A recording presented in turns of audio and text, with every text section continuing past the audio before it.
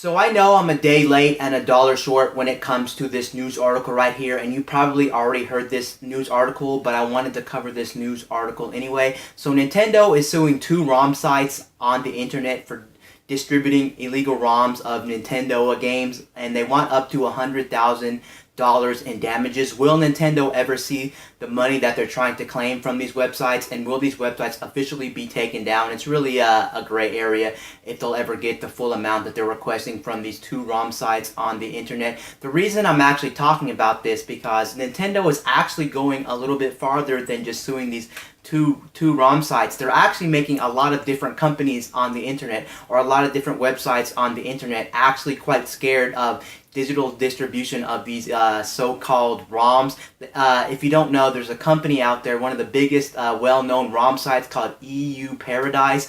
Emuparidise is actually getting really scared of Nintendo cracking down on these ROMs, that they're actually taking down the Nintendo portion of their ROMs. They're still going to have the other type of ROMs on their website, so whether it be Sega, whether it be Sony, whether it be other companies, they're still going to have their ROMs on there. But since Nintendo is cracking down on a lot of these ROM sites, Emuparidise is actually very scared right now. So you won't necessarily be able to get Nintendo ROMs from Emuparidise, because Emuparidise is actually quite scared right now that Nintendo could literally sue Emuparidise for damages and things like that. Can you really blame them? No, of course you can't really blame them for wanting to remove the Nintendo portion of their ROMs on the actual website. And is this the first time a company has tried to go after these ROM sites? No, I'm sure Nintendo did this in the past, and I'm sure probably other companies have tried to claim other websites on the internet for illegally distributing these free ROMs to people out there. Will this necessarily mean that there'll be an end to ROMs altogether when it comes to the internet? No, of course not, because there are so many websites on the internet. It's really hard to say that just shutting down these two websites and scaring Emuparidise would really mean that these ROMs will go away forever. And there's a lot of reasons why ROMs exist, and I think ROMs should exist. I don't condone piracy at all, but there are a couple of reasons why I think ROMs should exist.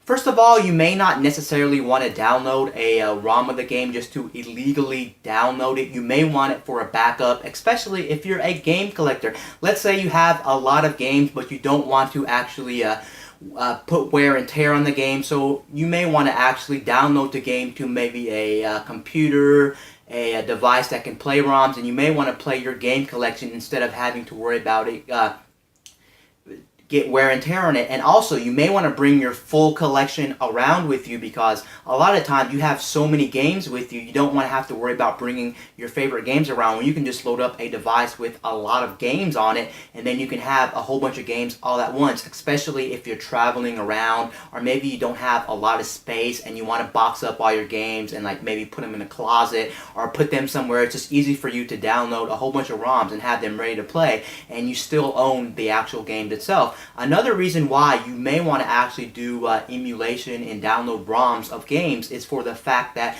well, maybe you just want to try out a game before you buy it, because, of course, as the years keep going on, it always seems like the prices of these retro games keeps going up and up and up and up. And some games are so expensive, you don't know if you're going to like it before you buy it. So that's why you want to try the ROM before you buy it, and then you say, this game's not for me. I'm not willing to pay that $300, $400, $500 price tag for the physical cart of this game, because now I know I don't like that game, and you won't have to worry about wasting your money on a game you don't like. There are just a number of different reasons why you may want to actually download a ROM of a game on a website, not just for a piracy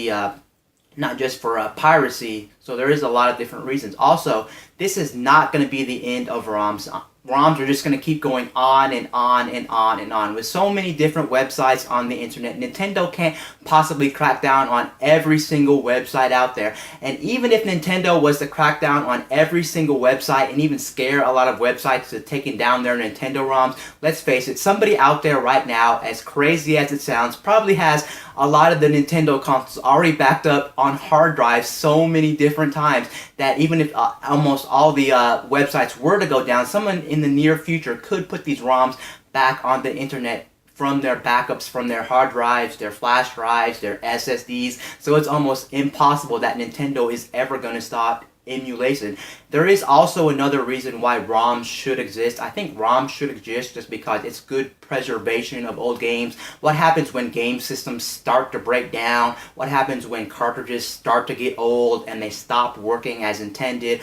It's just good for preservation, and sometimes it's actually good for the company as well, because if you didn't know this, Nintendo, I think a couple years ago, or maybe it was longer than that, I can't remember when, but Nintendo did actually take a ROM from a ROM website online, and they actually threw it up on their virtual console to sell because they didn't actually have a way to actually get the ROM itself, or they couldn't make the ROM for their virtual console when it came to, I think, the Wii U and 3DS. It could have been the Wii. I can't remember what system was for, but it was for a system that had virtual console, so it was either the Wii, the 3DS, or the Wii U, any Nintendo console that had a virtual console support. So they had to take a ROM from a website and then use it and then distribute it on their virtual console. So it also is good for the company if they don't have a way to actually get a copy of the game or make a copy of the game that they can distribute to people. So that is another reason why ROMs should exist. So it kind of sucks that Nintendo is cracking down, and I don't know if they'll get all the damages of this. And it's not just ROMs. There's other different types of media that are